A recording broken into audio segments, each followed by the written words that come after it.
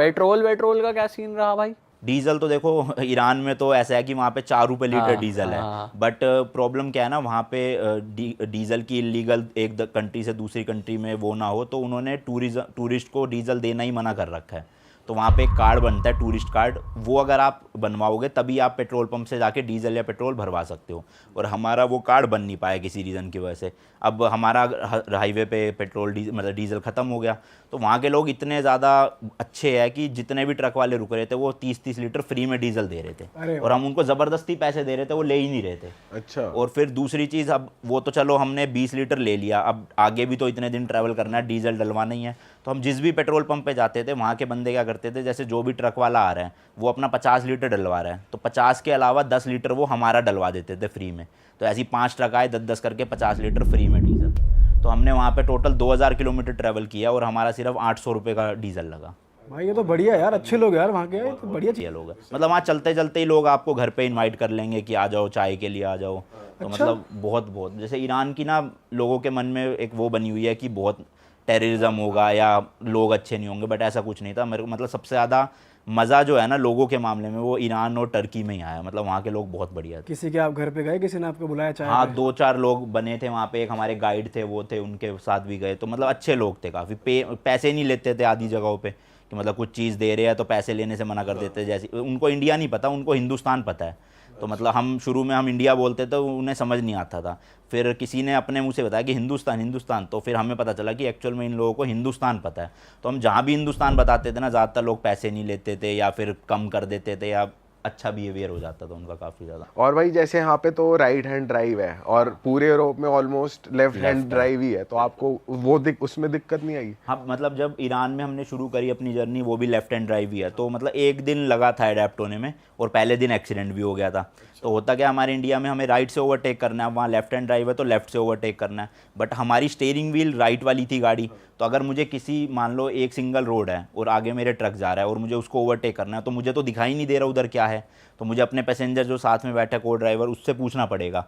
तो उस चक्कर में क्या हुआ कि मैंने ओवरटेक लिया, आगे से ट्रक आ रहा था, मैंने ब्रेक लगाई, पीछे वाले ने ब्रेक नहीं लगाई, उसने ठोक दी गाड़ी पूरी। और ये फर्स्ट डे ही, सोचो ट्रिप का फर्स्ट डे ईरान में, और पहले दिन ही गाड़ी ठुक गई। मतलब उस टाइम तो ऐसा हो रहा था पता नहीं ट्रिप हो पाएगी या नहीं हो पाएगी, बट उसके बाद टचवुड एक भी एक्सीडेंट नहीं हुआ, कोई दिक्कत नहीं हुई और स्मूथ गया सब कुछ। तो आपने रिपेयर कराया गाड़ी या रिपेयर वैसे नहीं ही करवाया, चलाई? एक्चुअली जो डिक्की थी ना वो पूरी दब गई थी, तो मैकेनिकली कुछ इशू नहीं आया। अगर मैकेनिकली आता तो ना तो वहाँ रिपेयर हो पाती और फिर इंडिया शिप ही करनी पड़ती गाड़ी वहाँ। तो आप दिल्ली से ईरान गए थे पहले? हाँ, इसका ना रूट ये भी था कि हम चाइना वाले रूट से जा सकते थे, बट उस टाइम पे चाइना ने बंद कर रखी थी एंट्री। अब मैं ऑस्ट्रेलिया वाली में चाइना से गया हूँ, बट उस टाइम पे फिर हमने इंडिया मुंबई से शिप करी थी गाड़ी ईरान, और हम गए यहाँ से दुबई और दुबई से ईरान, फिर वहाँ से हमने गाड़ी पिक करी और फिर पूरा बाय रोड। ओह, तो बीच बीच में जब नदी आती है तो आप फेरी? नहीं, वहाँ कोई नहीं है नदी, वहाँ पे पूरा यूके तक आपका बाय रोड है। ईरान से यूके तक पूरा रोड? हाँ हाँ, ईरान से टर्की, टर्की से यूरोप एंटर करो, यूरोप तो बाय रोड कनेक्टेड ही है। फिर फ्रांस से आपका अंडर वाटर टनल है, वो भी बाय रोड ही है एक तरह से आप देखोगे तो। तो पूरा वो है। तो प्रॉपर हाईवे बना हुआ है या फिर कैसे, मतलब क्या, कैसा स्ट्रक्चर कैसा है? डिपेंड करता है कंट्री टू कंट्री। जैसे ईरान में कई जगह पहाड़ी इलाके भी थे, कई जगह रेगिस्तान थे दूर दूर तक, और मेजोरिटी जो यूरोप था उसमें सारी जगह हाईवेज ही थे बढ़िया, 3 लेन 4 लेन 5 लेन ऐसे हाईवेज ही बने। तो आपको बीच में ऐसे रोका है रास्ते में कि भाई चेकिंग वेकिंग कराओ? हाँ, ईरान में रोका था, हम ओवर स्पीड कर रहे थे तो पुलिस वालों ने रोक लिया साइड में, तो वही चालान काट रहे थे वो इंडिया के 2000 रुपये। तो हमारा इंडिया में भी थोड़ी सी आदत है ना कि सर देख लो जो बन जाए, तो हमने वैसे ही वहाँ ट्राई किया। तो वो उसे पता चला कि इंडियन है, तो उसने कहा कि चलो कुछ भी दे दो, आप सोविनियर दे दो ऐसा। तो हमने इंडिया का 10 रुपये का नोट था वो दे दिया, उन्होंने छोड़ दिया। अरे तो मतलब चालान नहीं काटा। ये बढ़िया है, उसे मालूम था उसकी बारी 10 रुपए? हाँ, मतलब वो पैसे नहीं मांग रहा था बाद में, वो कह रहा कुछ भी सोविनियर दे दो, सिक्का हो कुछ भी अपनी कंट्री का या दूसरी कंट्री वो का, कह रहा भेंट दे बस दो वैसे मुझे ही कोई। दे दो। हाँ, तो अच्छे थे पुलिस वाले का। भाई ऐसी कोई कंट्री बताओ, सिंस आपने इतनी कंट्रीज ट्रैवल कर लिया गाड़ी के साथ, ऐसी कोई कंट्री बताओ जो आप बोलोगे यार यहाँ पे तो तुम्हें बाय रोड ट्रैवल करना ही चाहिए, फ्लाइट से मत जाओ, ये तो मैं रिकमेंड करता ही करता हूँ अपनी ऑडियंस को। टर्की एक तो, और स्विट्ज़रलैंड। स्विट्ज़रलैंड हमारे पास थोड़ा वीज़ा की दिक्कत थी तो हम ज़्यादा ट्रैवल कर नहीं पाए, बट एक्चुअल में जो इंटरलाकन वाला एरिया है वो वाला, वहाँ पे अगर आप बाय रोड करते हो तो बेस्ट है वो। मतलब अगर आप जा रहे हो यूरोप में स्विट्ज़रलैंड, तो आप या तो बाय रोड करो या वहाँ की जो ट्रेन्स है उसमें ट्रैवल करो। मतलब पब्लिक ट्रांसपोर्ट इसके अलावा करोगे उतना मज़ा नहीं आएगा। ड्राइविंग का बहुत मज़ा आता है स्विट्ज़रलैंड में। और बाकी टर्की में हम कैपेडोकिया साइड से एंटर किए थे, ऊपर वाले एरिया से, तो वो एरिया बहुत सुंदर है। मतलब आपने देखा होगा फोटो वीडियोस में हॉट एयर बलून उड़ते हैं जहाँ पे, तो वो मतलब वहाँ पे अजीबोगरीब से स्ट्रक्चर्स बने हुए हैं पहाड़ों के कटे हुए, तो वो ड्राइव करने का अलग ही मज़ा आता है। अच्छा। बाकी ईरान में गर्मी बहुत थी, मतलब उस टाइम हम जब गए थे 48-49 डिग्री था, और डीजल हाईवे पे ही ख़त्म हुआ तो गाड़ी भी नहीं ऑन हो रही थी, और 48 में हम हाथ दे रहे ट्रक वालों को, फिर वहाँ रोक ही लिया था उन्होंने और दे दिया था, ऐसी दिक्कत नहीं हुई। भाई आप स्कॉर्पियो लेके ऑस्ट्रेलिया कैसे पहुंच गए बाय रोड, वो थोड़ा एक्सप्लेन करो, और वो आपकी जर्नी कैसी रही, वो ट्रिप कैसी थी, ऑस्ट्रेलिया के बारे में थोड़ा बताओ। तो ये वाली ट्रिप मैंने जस्ट अभी करी है, मैं नवंबर 2023 में निकला था, और अभी इसी महीने ख़त्म हुई है वो ट्रिप, तो लगभग 6-7 महीने की वो ट्रिप थी। उसमें से हम देखो सबसे पहले यहाँ से इंडिया से गए नेपाल। नेपाल तो नॉर्मल है, कई लोग गए हुए गाड़ी से। उसके बाद जो है ना, वो लोगों को पता नहीं है कि आप चाइना भी एंटर कर सकते हो बाय रोड। जैसे लोगों को लगता है कि इंडिया चाइना के बीच में काफ़ी वो चल रही है, तो आप बाय रोड ट्रैवल नहीं कर सकते वहाँ, बट ऐसा नहीं है। इंडिया और चाइना के बीच में भी काफ़ी बॉर्डर्स है, बट आप वो नहीं कर सकते, पर आप नेपाल से चाइना जा सकते हो। तो वैसे तो अब लोग कहेंगे कि वो तिब्बत है, चाइना नहीं है, बट वो अब चाइना के अंडर ही है, तो हम उस चीज़ में ज़्यादा पॉलिटिकली जाना नहीं चाहेंगे जो भी है, बट अभी करंटली वो चाइना के अंडर ही आता है। वहाँ पे इमिग्रेशन ऑफिसर्स, पुलिस सब चाइना की है। तो नेपाल से तिब्बत का बॉर्डर है, और उस बॉर्डर को मतलब मैंने अपनी गाड़ी से लगभग 37 बॉर्डर्स क्रॉस किया है, और उस बॉर्डर का जो एक्सपीरियंस था ना, वो दिल में धक धक धक धक कॉन्टीन्यूसली होना, वो एक बताओ अलग ना भाई, उसको डिटेल में बताओ। मतलब एक तो देखो यार, चाइना में ना रिस्ट्रिक्शंस बहुत हैं। जैसे हमें जो हमारे गाइड थे ना, मतलब आप चाइना में अकेले ट्रैवल नहीं कर सकते, आप अगर अपनी गाड़ी से कर रहे हो, आप फ्लाइट से जा रहे हो बीजिंग जाओ, कोई रोक टोक नहीं है, कुछ नहीं है। बट अगर आप बाय रोड ट्रैवल कर रहे हो, तो आपको एक परमानेंट 24 घंटे एक गाइड रखना पड़ेगा, जो वहाँ की गवर्नमेंट से अप्रूव्ड होगा। वो हमारी ही गाड़ी में ट्रैवल करेगा, सेम होटल में रुकेगा, और जब तक आप एंटर करे हो और जब तक एग्जिट करे हो, उतने दिन वो आपके साथ रहेगा। तो सबसे पहला चैलेंज तो ये था, जो एजेंट था, हम 40 दिन के लिए वहाँ थे चाइना में, तो 9 लाख रुपए तो एजेंट की फीस थी खाली, इंडिया के 9 लाख रुपए 40 दिन के। 40 दिन के। यार ये तगड़ा प्रोफेशन है। हाँ, तो चाइना में मोटा तगड़े खर्चा- पैसे कमा रहा है। बिल्कुल। तो 9 लाख रुपए तो उन्होंने लिए, प्लस हमारा ट्रैवल अलग, डीजल अलग, टोल टैक्स अलग, होटल अलग, खाना अलग। तो चाइना एक तो एक्सपेंसिव बहुत पड़ा इस चीज़ में। दूसरी चीज़, वहाँ पे रिस्ट्रिक्शंस बहुत थी। आपका जैसे ही आप बॉर्डर क्रॉस करोगे ना, वहाँ पे इमिग्रेशन ऑफिसर्स खड़े, आपका फ़ोन चेक करते हैं लिटरली खोल के, कि आपके फ़ोन में दलाई लामा की कोई फ़ोटो तो नहीं है, ठीक है। दूसरी चीज़, चाइना के खिलाफ आपने कुछ पोस्ट तो नहीं कर रखा, या कुछ ऐसा चीज़ तो नहीं है ऑब्जेक्शनेबल, कोई पोर्न वीडियोस तो नहीं है, कुछ वैसा कंटेंट तो नहीं है, कोई बुक तो नहीं आप कैरी कर रहे हैं। तो स्ट्रिक्टनेस बहुत है वहाँ पे। तो उस चीज़ को लेकर डर बहुत लग रहा था कि एंट्री रिजेक्ट ना हो जाए, 9 लाख रुपए भर चुके हैं, ट्रिप की भी फिर ऐसी तैसी मच जाएगी पूरी। तो वो थोड़ा सा डर था। बट नंबर प्लेट भी आप बता रहे थे चेंज करनी हाँ, पड़ती है। नंबर प्लेट क्या है, जब हम चाइना मतलब तिब्बत में एंटर करते हैं, तो 3-4 दिन तो आपको अलाउड होता है आपकी नंबर प्लेट में। फिर उसके बाद एक शहर आता है सिगात्से करके, तो वहाँ पे उनकी रोड अथॉरिटी है जो नंबर प्लेट इशू करती है। फिर वहाँ से आपको अपना एक चाइनीज़ ड्राइविंग लाइसेंस देना पड़ता है, और नंबर प्लेट लेनी पड़ती है जो चाइनीज़ में ही लिखी होती है।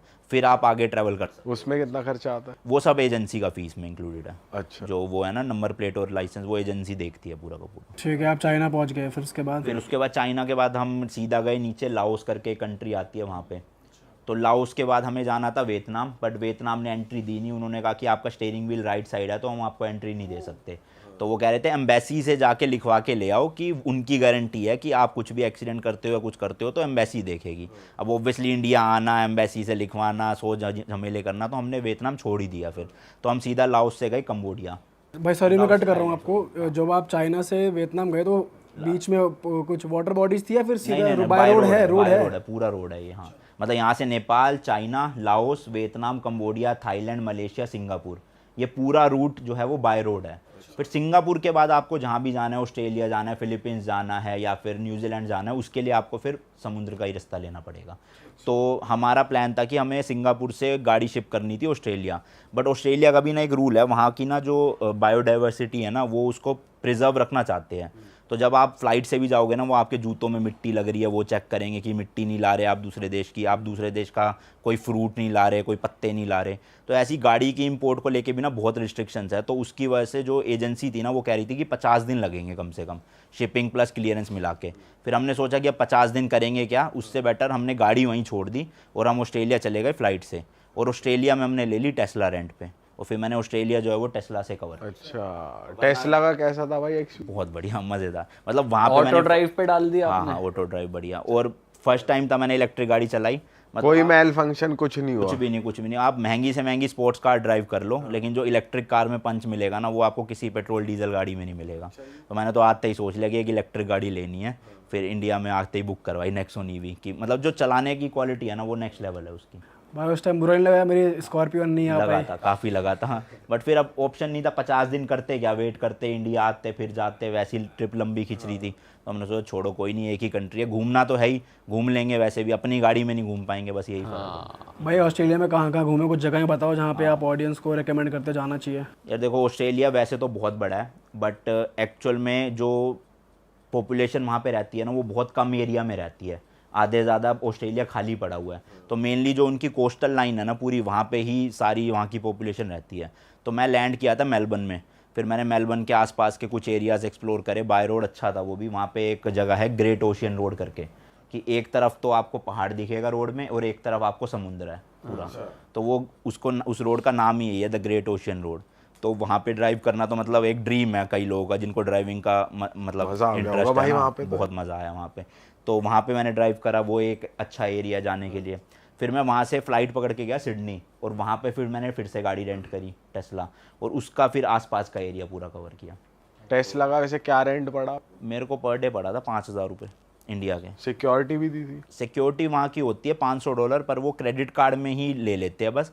मतलब वो चार्ज नहीं करते, वो ब्लॉक कर देते हैं $500 को, 500 ऑस्ट्रेलियन डॉलर को। जब आप फिर गाड़ी रिटर्न कर दोगे, उसके 1 महीने बाद वो दे देते हैं, अगर कोई चालान नहीं आया हो। बट मेरा चालान आ गया, क्योंकि अब मुझे तो आदत थी स्कॉर्पियन की कि चालान कटेगा नहीं, बट अब वहाँ की जो नंबर प्लेट है उसमें तो चालान कटेगा ही कटेगा। तो उससे चालान आ गए 2। कितनी दौड़ा दी थी? मैं दौड़ाई ज़्यादा नहीं, फ़ोन वीडियो बनाते। अच्छा। वहाँ पे वो फ़ोन कैमरा रखे हुए हैं कि आप अगर मोबाइल यूज़ कर रहे हो चलाते वक्त, तो आपका चालान कटेगा। तो उसका 32,000 रुपये का चालान आ गया 2। और तेरी 16 हज़ार के। तो भाई अब तक आपकी कितनी कंट्रीज हो गई? 50 कंट्रीज? हाँ, मेरी 2 रह गई है, 48 हो गई है। 48 हो गई। तो और भाई बाय रोड 37 हुई है। तो बेस्ट कंट्री कौन सी लगी आपको, अगर मैं बेस्ट पूछूं कि भाई आप कितनी बार भी चले जाओ वहाँ पे? बेस्ट कंट्री अगर बाय रोड पूछो तो टर्की लगी मुझे, और वैसे घूमने के बारे में पूछो तो जर्मनी भी अच्छी लगी, और चाइना भी अच्छा लगा काफ़ी। मतलब चाइना को लेके भी मतलब वही है सब कुछ ना। देखो, आप पाकिस्तान के भी लोग देखोगे तो वो इंडियन से बहुत अच्छे हैं, बट वहाँ की जो मीडिया है, वहाँ की जो गवर्नमेंट है, वो थोड़ा सा दिक्कतें करती है। सेम चाइना का भी है। वहाँ पे जब लोगों को पता चलता था हम इंडिया से आए हुए, तो उनका भी बिहेवियर बहुत बढ़िया होता था। तो मतलब हॉस्पिटैलिटी के मामले में चाइना बढ़िया लगा मुझे काफ़ी। वहाँ पे थोड़ा ऐसे नहीं देखते कि इंडियन क्यों आ गए और ये वो? कुछ उनको मतलब नहीं है कि वॉर है, लैंड कैप्चर कर रखा है, हमने कर रखा है, उन्होंने कर रखा है, उनको कोई मतलब नहीं है। उनको वो अपनी ज़िंदगी जी रहे हैं और खुश भी लगते हैं। मतलब लोग कहते हैं कि वहाँ पे खुश नहीं होंगे लोग, बट मेरे को जहाँ तक जितने लोग मिले खुश मिले। भाई खाने की दिक्कत नहीं आई आप? चाइना में तो बहुत है दिक्कत। मतलब वहाँ के जो बड़े शहर हैं वहाँ पे इंडियन रेस्टोरेंट मिल जाएंगे, बाकी उसकी जगह तो फिर हम वो हल्दीराम के वो कैरी करते थे, रेडी टू ईट। खुद ही बनाओ खुद ही खाओ, यही चलता था बस। हाँ, उस वे में पैसा भी बहुत बचता है ना। हाँ, अगर पैसे बहुत बच जाते हैं। मतलब पर डे अगर हम 5,000 का खर्चा लेके चल रहे हैं, तो वो 500 रुपये में ही हो जा रहा था हमारा, क्योंकि खुद लेकर गए हुए थे वो।